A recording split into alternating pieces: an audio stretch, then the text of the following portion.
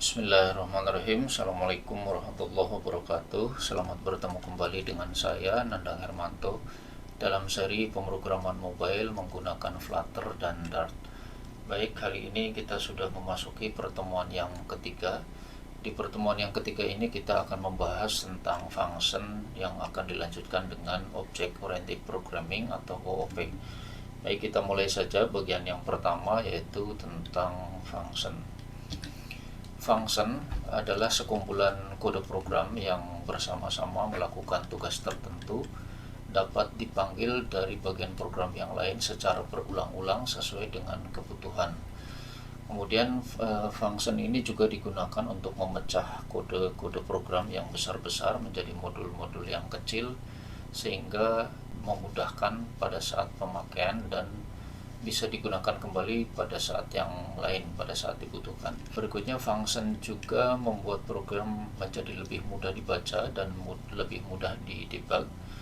Kemudian function juga meningkatkan pendekatan modular dan meningkatkan penggunaan kembali kode program.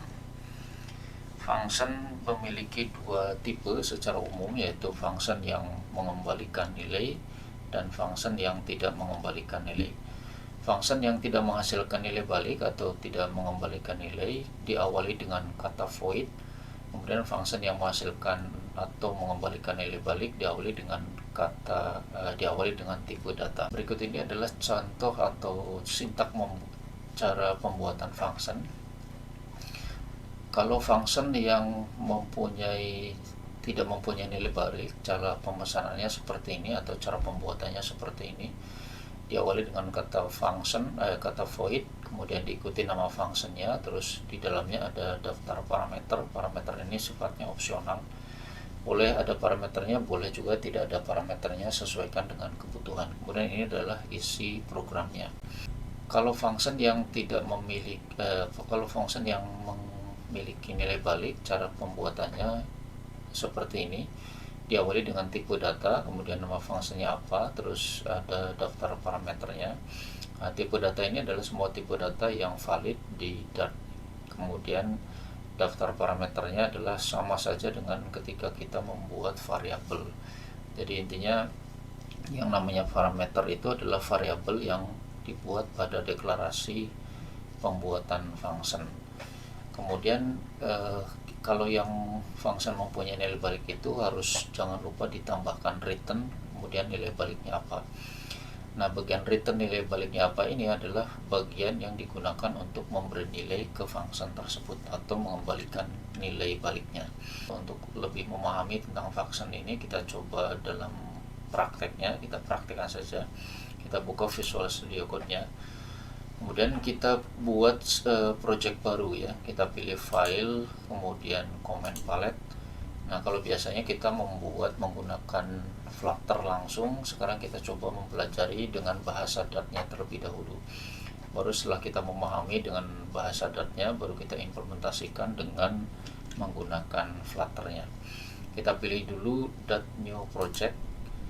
Kemudian kita pilih yang console application saja, karena nanti hanya sekedar membuat aplikasi konsol, hanya sekedar kita memahami bagaimana membuat function di dalam Dart ini. Kita pilih console application, kemudian tempatkan di folder yang biasa kita gunakan. Saya di sini disimpan di praktikum program ya. Kemudian select folder seperti biasa, terus diberi nama. Kita beri nama saja Dart latihan function. Kemudian tunggu beberapa saat sampai dengan dibuatkan project Dart-nya.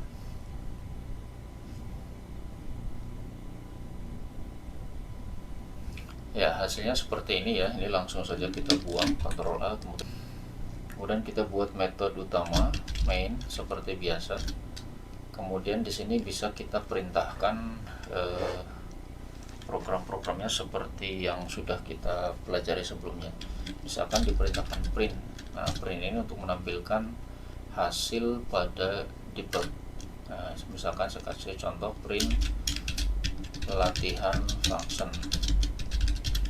Kemudian Jangan lupa di belakangnya diberikan titik koma dan dijalankan, sama saja menjalankannya dengan F5. Setelah dijalankan F5 maka tampil hasilnya akan di bawah sini ya, di bagian debug console. Nah seperti itu dulu. Nanti ini akan kita terapkan kalau sudah memahami tentang function ya, baru kita akan terapkan di Flutter atau di aplikasi mobilenya. Nah, fokusnya kita adalah membuat function. Tadi pembuatan function itu diawali dengan menyebutkan void nama function, kemudian isinya apa gitu ya. Nah, contoh realnya seperti ini. Contoh function yang tanpa nilai balik terlebih dahulu ya. Kita coba bikin function yang tanpa nilai balik. Untuk pembuatannya kita letakkan saja di bagian atas sini, di atasnya method main. Sebetulnya diletakkan di bawah pun tidak masalah ya. Jadi mau di atasnya ataupun di bawahnya boleh saja. Nah, saya kasih contoh, misalkan tadi nama fungsinya adalah info mahasiswa. Saya ketikkan begini, void kemudian info mahasiswa, kurung buka kurung tutup, kemudian kurung kurawal buka kurung kurawal tutup. Nah, di sini saya perintahkan print, kemudian di dalamnya tuliskan misalkan nama name dulu ya, nama bolehlah. Nama mahasiswanya siapa, dituliskan misalkan nama saya sendiri, dan diakhiri dengan titik koma seperti itu ya. Ini contoh function yang sangat sederhana. Void kemudian nama metodenya apa atau nama functionnya apa, kurung buka kurung tutup. Ini belum pakai parameter ya, tanpa parameter, jadi langsung kurung buka kurung tutup. Terus ini bagian isi functionnya atau disebutnya body dari functionnya. Untuk memanggil function ini tinggal kita perintahkan saja di tempat-tempat lain yang membutuhkan function tersebut. Contohnya di sini saya panggil dari method main, saya perintahkan saja nama functionnya apa gitu ya, info mahasiswa. Nah, info mahasiswa ini adalah nama functionnya ini. Kalau saya jalankan cukup dengan tekan F5, nah hasilnya akan ditampilkan seperti ini, nama Nandang Hermanto gitu ya. Nah, coba kita lengkapi, tambahkan data yang lainnya. Di sini ditambahkan dengan name dan email, misalkan Ctrl+Shift+D 2 kali ya. Di sini saya tambahkan ini name. Nah, saya masukkan name-nya. Misal name-nya SA21 kemudian 00001 gitu ya. Namanya Nandang Hermanto, terus kita tuliskan emailnya. Nah, emailnya masukkan di sini.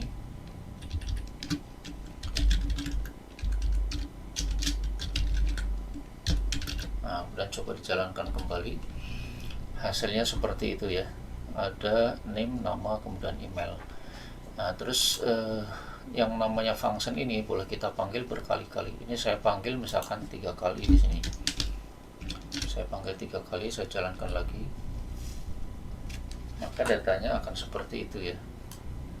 Ini ada 3 kali dipanggil, ini pemanggilan yang pertama, terus ini yang kedua sampai sini, kemudian ini yang ketiganya. Jadi function info mahasiswa ini dipanggil 3 kali.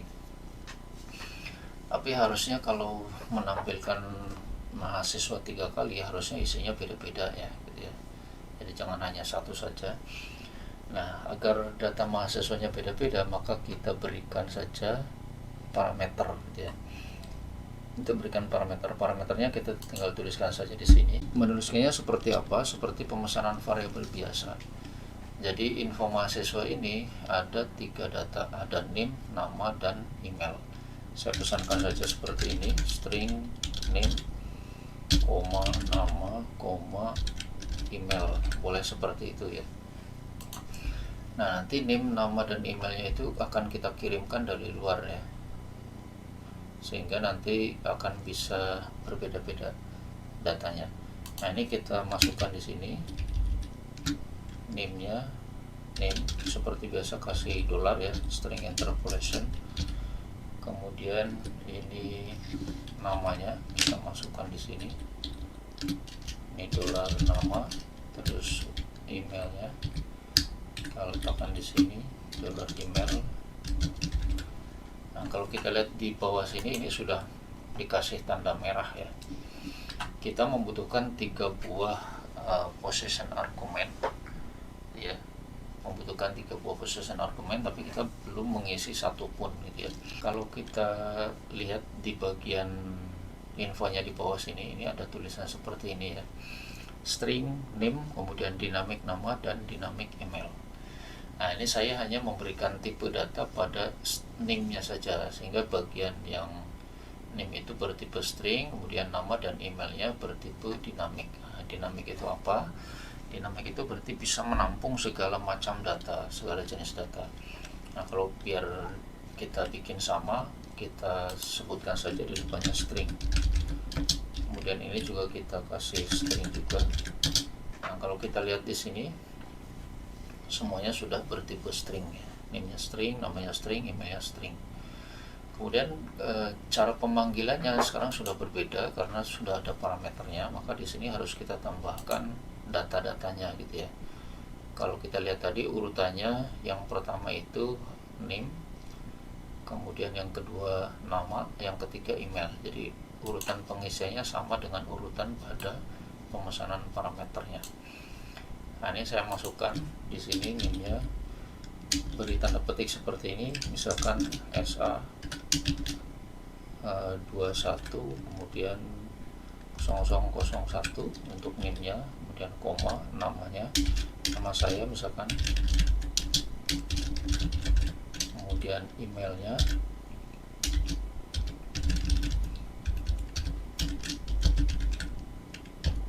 ya seperti itu ya.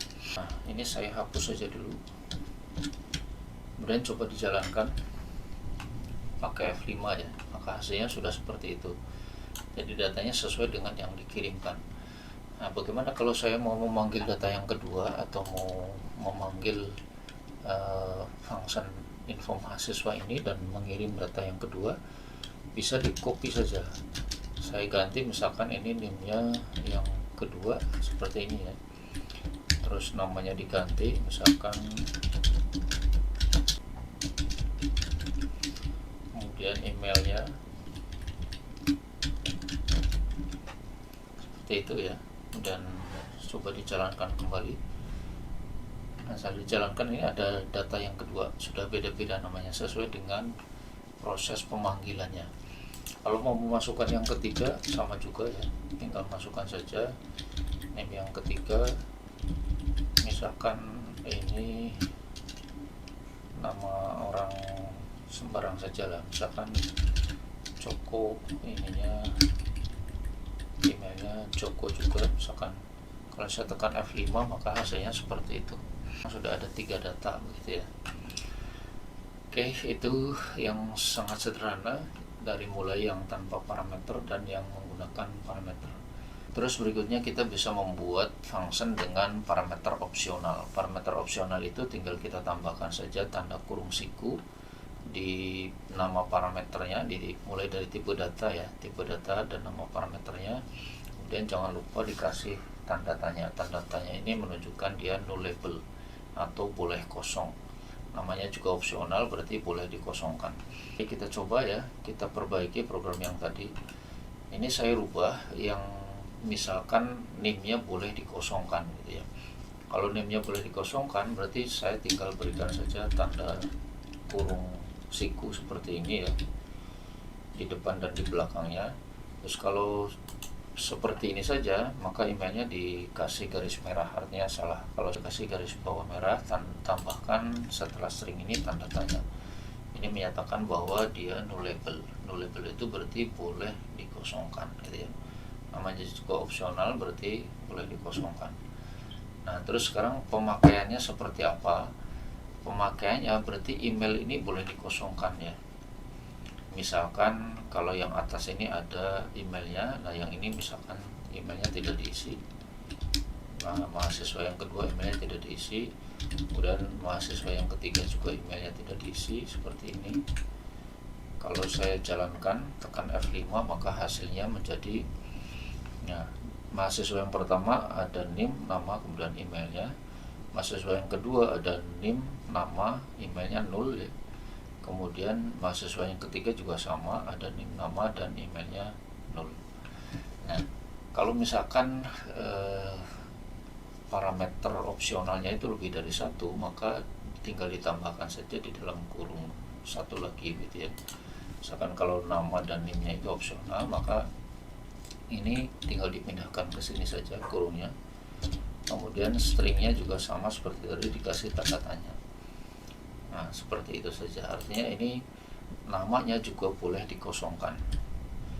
Kalau misalkan yang ini tidak pakai nama, misalkan itu ya, saya jalankan F5, itu juga boleh saja, komanya dibuang saja biar lebih rapi ya. Kalau saya tekan F5, nah tampilnya seperti ini. Ini ada NIM, nama dan email, kemudian ini ada NIM-nya saja, nama dan emailnya kosong, kemudian yang ketiga itu ada NIM dan namanya. Kira-kira seperti itu ya, itu yang opsional. Jadi opsional itu tinggal ditambahkan saja tanda kurung siku. Nah, kalau semuanya opsional apakah boleh? Boleh saja, tinggal di depannya ditambahkan seperti ini, kurung siku, kemudian di sini kasih tanda tanya. Artinya ini kalau tidak diisi sama sekali pun boleh. Misalkan saya tambahkan data yang ketiga, data mahasiswa yang ketiga, terus di dalamnya tidak ada isi apa-apa. Kalau saya tekan F5, maka data yang keempat ini, NIM-nya 0, namanya 0, dan emailnya juga 0 gitu ya. Nah, terus biasanya kalau 0 ini bisa kita beri nilai default. Nilai default itu nilai otomatisnya gitu ya. Misalkan email kosong, ini kita kasih nilai default. Caranya tinggal seperti ini saja, tinggal berikan sama dengan, di pendeklarasian parameternya kemudian kita sebutkan nilai defaultnya. Misalkan nilai defaultnya email, sebutkan saja tidak ada, misalkan gitu ya. Untuk emailnya tidak ada. Nah, namanya juga sebetulnya sama, bisa dibuat juga tidak ada seperti ini. Kemudian name-nya juga bisa dibuat tidak ada. Jadi seperti itu ya. Nanti kalau ini saya jalankan F5, maka hasilnya yang lengkap dimasukkan itu mahasiswa yang ini ya, yang NIM-nya 001, Nandang, emailnya Nandang 007, ini lengkap muncul semua. Kemudian NIM yang kedua, mahasiswa yang kedua itu diisi NIM-nya saja, namanya tidak diisi, emailnya juga tidak diisi, maka sebutannya tidak ada. Nah, nilai tidak ada itu dari mana? Didapatkan dari nilai defaultnya yang ini, dituliskan di dalam NIM-nya sendiri, dituliskan di dalam deklarasi parameternya, seperti itu ya. Kemudian boleh juga seperti ini, misalkan ini saya hapus dulu ya, NIM-nya wajib ada, misalkan masa mahasiswa tidak ada NIM-nya gitu ya. Sebaiknya saya biarkan ada, berarti kalau ini wajib, ini saya buang, kemudian ini juga saya hapus, kemudian nama juga harus ada namanya, ini juga saya hapus, terus ini nama emailnya opsional. Nah, email yang opsional itu saya berikan di dalam tanda kurung seperti ini di sini ya, email opsional. Kemudian saya simpan, Ctrl S, kira-kira seperti itu. Saya jalankan, ini akan didapatkan 2 buah error. Kenapa ada 2 buah error? Karena sekarang NIM dan nama itu wajib diisi gitu ya, sehingga yang ini dinyatakan salah, kemudian yang ini juga dinyatakan salah. Nah, ini kita hapus saja.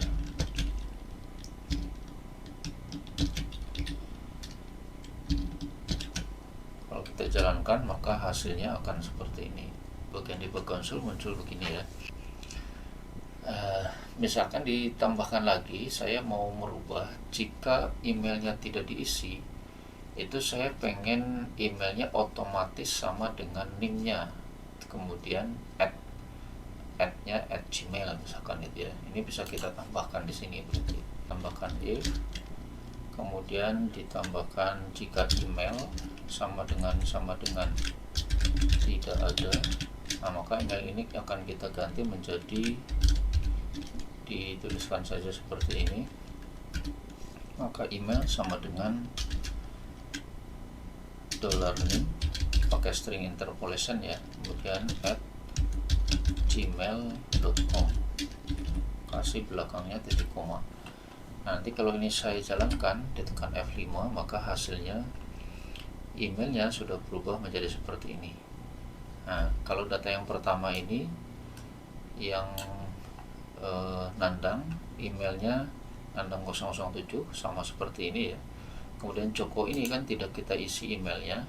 Karena tidak kita isi emailnya, di sini ada pengkondisiannya, ada if-nya. Jika email sama dengan tidak ada, atau jika email sama dengan nilai defaultnya, maka emailnya akan diisi dengan name ditambah dengan @gmail.com. Nah, hasilnya seperti ini.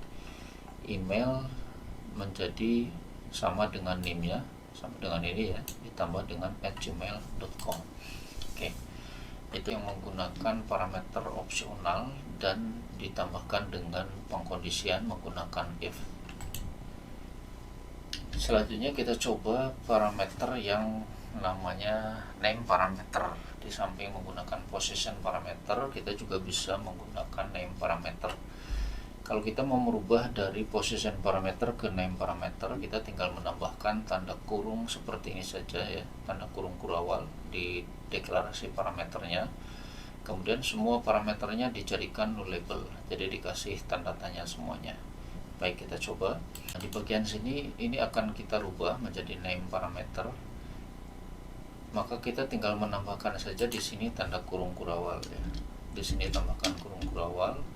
Kemudian di setiap pendeklarasian parameternya selalu ditambahkan nullable, jadi pakai tanda tanya semua. Dan ini saya ganti ya. Di bloknya diberikan tanda kurung kurawal, terus ini nullable, berarti dikasih tanda tanya begini. Kalau tidak diberi tanda tanya bagaimana? Tidak mau ya, jadi kita berikan tanda tanya. Oke, seperti itu. Kemudian karena ini sudah kita ganti jadi name parameter, maka cara memanggilnya pun berbeda ya. Kalau kita lihat ini cara pemanggilannya harus seperti apa, ini kita hapus saja dulu ya biar kelihatan. Jadi cara memanggilnya, kalau kita tekan Ctrl Space itu ada pilihan nama parameternya dulu. Pertama name misalkan gitu ya, kita tambahkan name-nya misalkan SA, kemudian 210001, kemudian koma, Ctrl Space lagi, ada namanya dituliskan,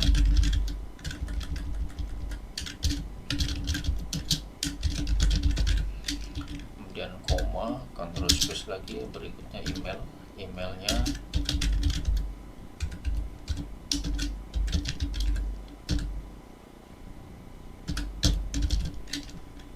dan ini dihapus saja, Ctrl X. Contohnya satu saja dulu ya. Kita tekan F5, hasilnya seperti apa? Hasilnya sama seperti yang sebelumnya.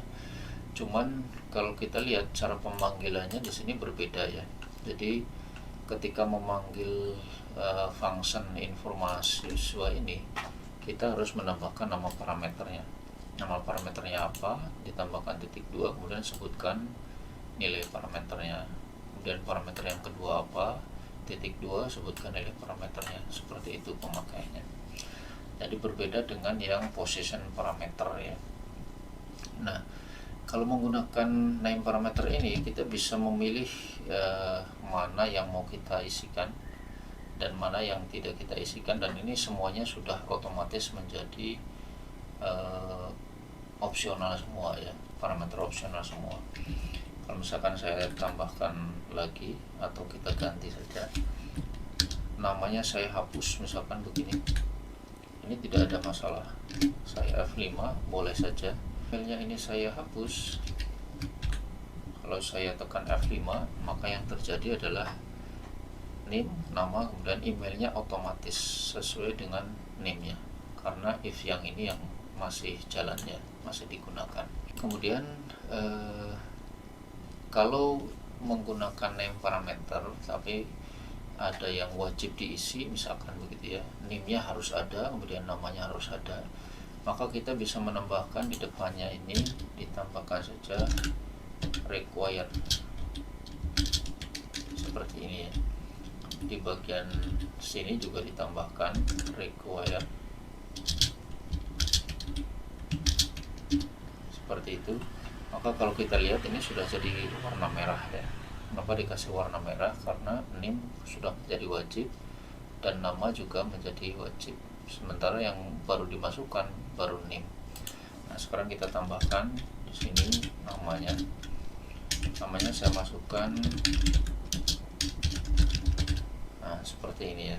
Ini saya masukkan, saya tekan F5, maka jadinya seperti itu. NIM keluar, kemudian namanya juga keluar, terus emailnya juga tampil, kira-kira seperti itu ya. Jadi untuk membuat sebuah parameter name parameter menjadi wajib, itu ditambahkan saja require di depannya. Oke, selanjutnya kita lanjutkan lagi dengan function dengan nilai balik. Function dengan nilai balik ini berarti function yang menghasilkan nilai keluaran. Contohnya di sini misalkan melakukan penjumlahan. Nah, langsung kita coba saja programnya. Membuat function yang menghasilkan nilai balik ini saya hapus terlebih dahulu ya. Kemudian ini juga saya kosongkan dulu. Coba saya mau membuat function untuk menjumlahkan dua buah bilangan misalkan ya. Saya tinggal perintahkan saja seperti ini, double, kemudian sebutkan nama functionnya, misalkan tambah nama functionnya kurung tutup, kemudian ada double bilangan 1, kemudian koma lagi double, terus bilangan 2, terus kurung buka. Nah, setelah itu tinggal perintahkan saja return nilai baliknya apa, tambah, berarti tinggal bilangan 1 ditambah dengan bilangan 2. Nah, tinggal seperti itu saja. Terus cara memanggilnya seperti apa, kita coba di sini, diperintahkan saja print, kemudian kita sebutkan tambah gitu ya, nama functionnya. Terus bilangan 1 dan bilangan 2 nya tinggal kita isi. Bilangan 1 nya misalkan 10, bilangan 2 nya misalkan 20, seperti itu ya. Terus diakhiri dengan titik koma. Nah, kemudian saya jalankan pakai F5. Nah, hasilnya seperti itu, 10 ditambah 20 hasilnya 30. Oke, jadi mudah saja ya. Tinggal menambahkan kata return untuk melakukan proses penjumlahannya atau untuk memberikan nilai baliknya.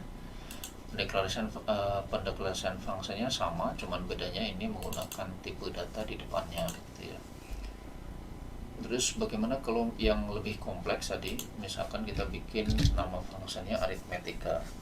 Saya buatkan seperti ini, double, misalkan operasi aritmetika, kemudian bil 1, double, bil 2, kemudian dikasih kurung seperti ini ya. Di sininya ditambahkan if, ditambahkan karena operasi aritmatika ada beberapa macam, saya tambahkan satu parameter lagi menggunakan string. Misalkan parameternya itu jenis operasi. Nah, jenis operasinya tinggal kita pakai if di sini ya. Tinggal pakai if jenis operasi sama dengan tanda plus begini, maka perintahnya tinggal diperintahkan saja pesan satu variabel dulu ya, misalkan double, kemudian ini hasil operasi matematikanya apa gitu ya, sama dengan 0 seperti ini. Nah, nilai baliknya kita masukkan di sini, hasil sama dengan bil 1 ditambah dengan bil 2, seperti itu ya. Kemudian ini tambahkan else if, atau ini kita copy saja dari sini, Ctrl Shift D. Nah, ini saya tambahkan else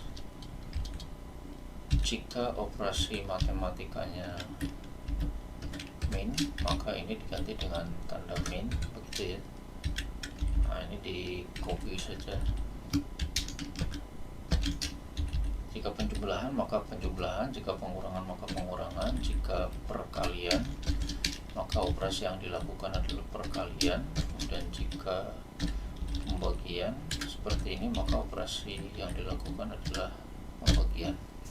Nah, ini belum ada returnnya ya, tambahkan return di bawahnya. Returnnya berarti hasil, kemudian titik koma. Oke, kita coba F5.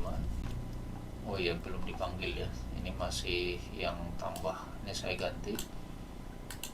saya ganti jadi perintahnya berarti operasi aritmetika. Iya, kasih print dulu ya, print operasi aritmetika, terus bilangannya berapa, misalkan bilangannya ini 6, terus bilangan keduanya misalkan 2, jenis operasinya apa saya masukkan, misalkan jenis operasinya plus ini ya, kasih titik koma. Ketika ini saya jalankan pakai F5, maka hasilnya 86 ditambah 2. Ini tinggal saya copy saja. Bagaimana kalau operasinya pengurangan, bagaimana dengan perkalian, dan bagaimana dengan pembagian. Nah, sudah saya jalankan F5, hasilnya seperti itu ya, 86 ditambah 2 hasilnya 8, kemudian 6 dikurangi 2 hasilnya 4, 6 dikalikan 2 hasilnya 12, 6 dibagi 2 hasilnya 3. Oke, mudah saja seperti itu ya. Kemudian berikutnya lagi masih tentang function. Ini ada function yang namanya function short expression. Nah, function short expression itu adalah function yang isi fungsinya itu hanya satu garis perintah, jadi tidak perlu pakai return, hanya sekedar pakai sama dengan lebih besar, kemudian operasinya dituliskan di sini. Nah, kita akan coba membuat sebuah operasi mencari bilangan terkecil dari dua buah bilangan yang dimasukkan. Jadi kita coba, saya buat fungsinya, misalkan ini saya hapus dulu ya biar tidak membingungkan. Ini saya hapus dulu.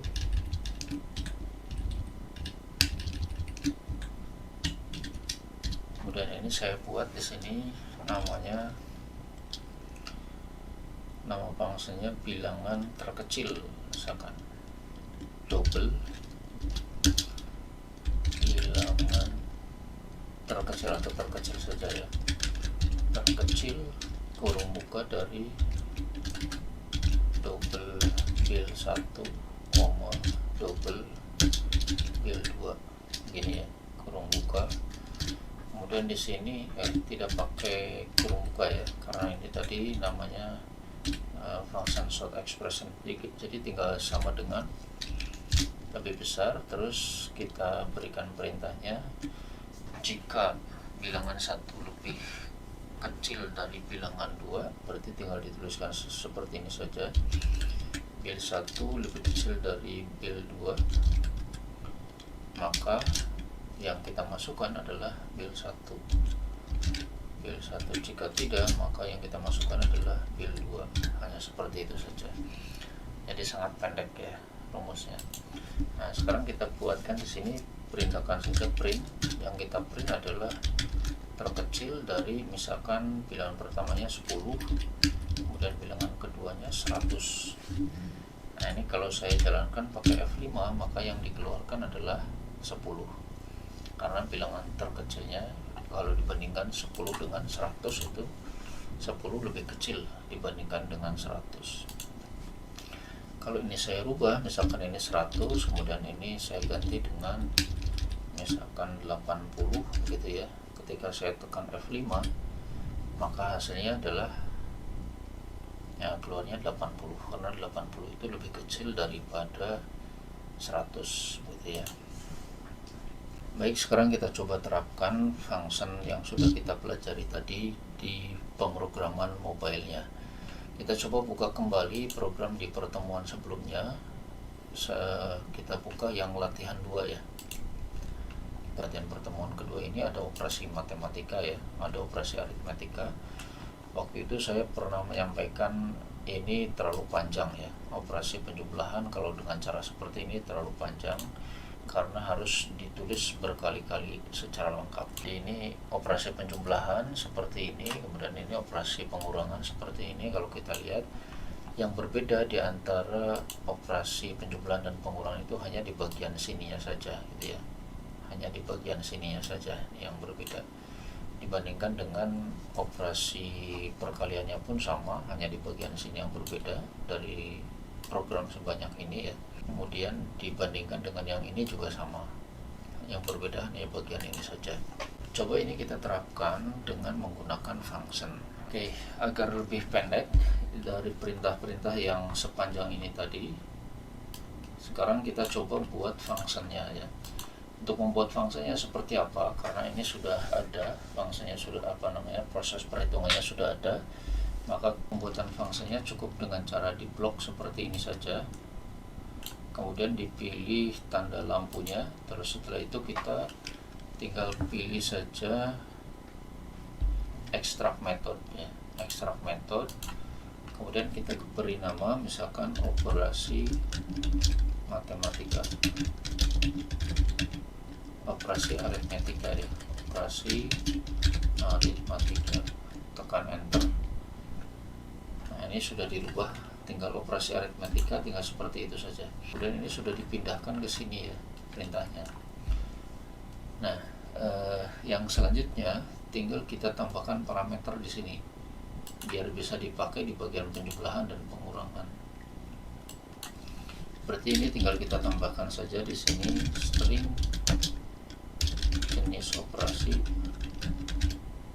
string jenis operasi gitu ya. Kemudian di sini tinggal ditambahkan if ya, if seperti ini saja, if jenis operasi sama dengan plus, maka operasinya penjumlahan yang ini ya. Nah, pemesanan variabelnya ini kita pindah saja keluar, saya pindahkan ke sini, ke atasnya ya, dikasih nilai awal 0 terlebih dahulu. Kemudian kita panggil di sini operasinya hasil sama dengan bil1 ditambah bil2, ini untuk operasi penjumlahan. Nah, untuk operasi pengurangannya tinggal kita duplikat saja, ini tambahkan kurung, kemudian else, ini diganti dengan pengurangan, ini diganti dengan pengurangan, terus ini diduplikat juga, ini tinggal operasi perkalian, terus ini diganti dengan operasi perkalian juga. Nah, ini operasi pembagian, ini diganti dengan operasi pembagian, seperti itu ya. Nah, kemudian cara pemakaiannya setelah ini jadi, kita tinggal masukkan ke pemanggilnya. Nah, operasi matematika yang ini untuk penjumlahan ya, tinggal kita tambahkan saja seperti ini di dalamnya plus, kemudian saya duplikat saja, kopikan ke bawah. Nah, perintah yang panjang ini kita hapus, Ctrl V, kita ganti dengan pengurangan, berarti tinggal kita ganti seperti ini. Kemudian ini untuk perkalian yang ini juga saya tinggal ganti dengan seperti ini saja, tinggal ganti dengan tanda kali, tanda bintang. Kemudian yang ini juga tinggal saya ganti dengan pembagian, tinggal tanda bagi seperti ini saja, seperti itu ya, jadi menjadi lebih pendek. Nah, sekarang coba kita jalankan hasilnya, saya tekan F5. Oke, ini sudah muncul ya. Sekarang kita coba. Kalau ini saya masukkan dengan angka 6, dan ini saya masukkan dengan angka 2, coba tambah, hasilnya 2, hasilnya 8, 6 ditambah 2, 8 ya. Kalau kurang, 6 dikurangi 2, 4. Kalau kali 12, kalau bagi dibagi 3 gitu ya. Jadi perintahnya hasilnya masih sama dengan yang sebelumnya sudah pernah kita buat. Hanya di sini kalau kita lihat menjadi lebih sederhana proses pemanggilan operasi aritmetikanya dan menjadi lebih terstruktur gitu ya. Operasi aritmetika kurang, nah dia akan mengeksekusi bagian yang sini. Kalau misalkan operasi aritmetika bagi yang seperti ini, berarti dia akan mengeksekusi bagian yang sebelah sini. Seperti itu kira-kira. Baik, untuk bagian function sudah cukup. Nanti kita lanjutkan kembali bagian pembahasan tentang OOP.